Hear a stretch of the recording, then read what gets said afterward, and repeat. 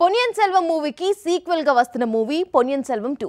ఇది ఇప్పుడు IMAX version లో వస్తోందట. అచ్చంగా రాజమౌళి స్ట్రాటజీని వాడిస్తున్నాడు దర్శకుడు మణిరత్నం. మరి జక్కన దారిలో వెళ్లిన కేజీఎఫ్ పుష్పలానే పొన్నియిన్ సెల్వం 2 కి ఆ ఫార్ములా కలిసొస్తుందా? పొన్నియిన్ సెల్వం పార్ట్ 1 వచ్చిన తర్వాత పార్ట్ 2 కి ముహూర్తం ఏప్రిల్ 28 అన్నారు.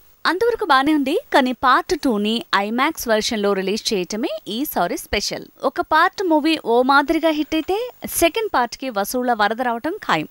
బాహుబలి 2, కేజీఎఫ్ 2 విషయంలో అదే జరిగింది. బాహుబలి హిట్ తర్వాత వచ్చిన బాహుబలి 2 1800 కోట్లతో ట్రెండ్ సెట్ చేస్తే కేజీఎఫ్ సీక్వెల్ కేజీఎఫ్ 2 కూడా 1200 కోట్లతో హిస్టరీ క్రియేట్ చేసింది.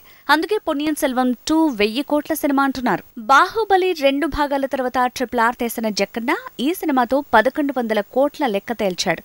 అలానే 3D వర్షన్ రిలీజ్ తో మరో ట్రెండ్ సెట్ చేశారు. అదే ఇప్పుడు మిగతా వాళ్లు ఫాలో అవుతున్నట్టున్నారు. రాజమౌళి సలహాతోనే పుష్పకి పుష్ప 2 ని ప్లాన్ చేశాడు సుకుమార్. ఇక పుష్ప 1 ని పాన్ ఇండియా లెవెల్లో వదిలాడు. ఇక కేజీఎఫ్ టీమ్ ని కూడా కేజీఎఫ్ 2 విషయంలో జక్కన్నే గైడ్ చేశాడు. సో ఓ రకంగా రాజమౌళినే అంతా ఫాలో అవుతున్నట్టు తేలిపోయింది. రాజమౌళి సినిమాలకు వచ్చిన రిజల్ట్ చూసే ధైర్యం చేసి పొన్నియిన్ సెల్వం లాంటి సీక్వెల్స్ పట్టాలెక్కించానన్నాడు మణిరత్నం. ఇప్పుడు అన్ని విషయాల్లో రాజమౌళినే ఫాలో అవుతున్నాడు. పార్ట్ 2 ని ఐమాక్స్ వర్షన్ లో రిలీజ్ చేస్తున్నాడు. సినిమాను 3Dలో లేదంటే ఐమాక్స్ వర్షన్ లోకి మారిస్తే అందుకోసమైనా థియేటర్స్ కి వెళ్లాల్సిందే.